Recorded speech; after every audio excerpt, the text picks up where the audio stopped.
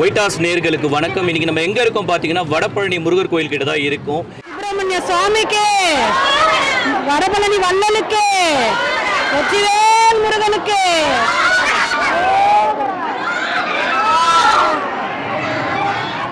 இன்னைக்கு தைப்பூச திருநாள் ரொம்ப விமர்சையா வடபழனியில பால் குடம்லாம் கொண்டு போயிட்டு இருக்காங்க.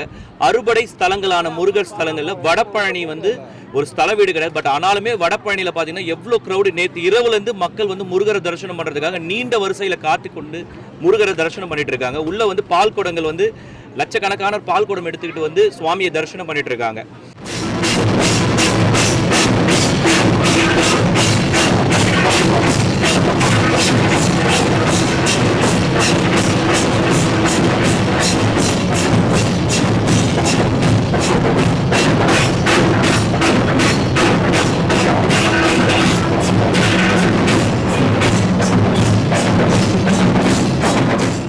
ஒவ்வொரு ஆண்டும் தை மாதம் நடக்கக்கூடிய தைப்பூச விழா இது. தை மாதம் வரக்கூடிய பூச நட்சத்திரத்தில் வரக்கூடிய பௌர்ணமி திதி அன்னைக்கு முருகப்பெருமான், இந்தியர்கள் வாழக்கூடிய அநேக பகுதியில் இருக்கக்கூடிய முருகப்பெருமான் கோவில்களில் முருகனுக்காக கொண்டாடப்படும் ஒரு நாளாக தான் தைப்பூச விழா பார்க்கப்படுது.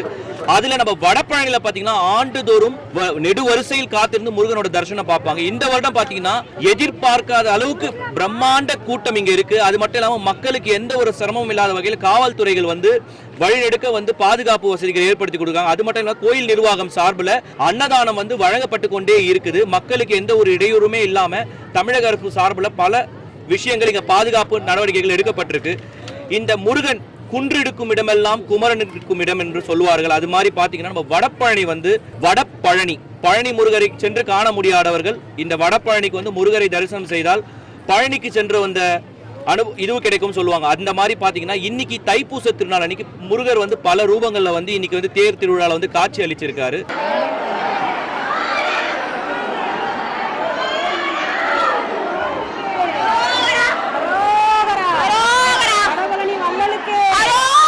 சுப்பிரமணிய சுவாமிக்கு, வடபழனி வள்ளலுக்கு, வெற்றிவேல் முருகனுக்கு.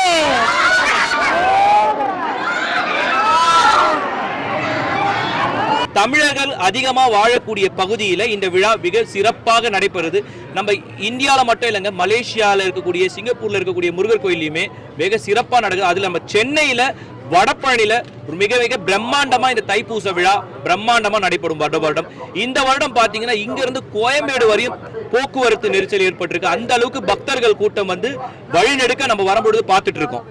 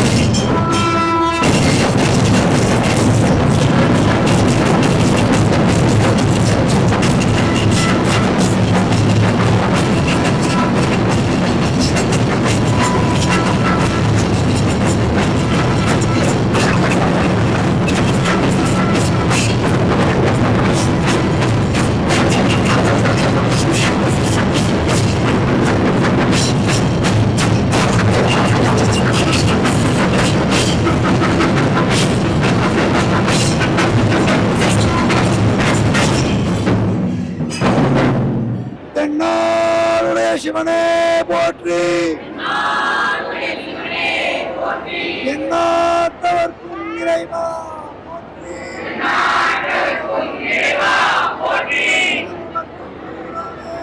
போற்றி.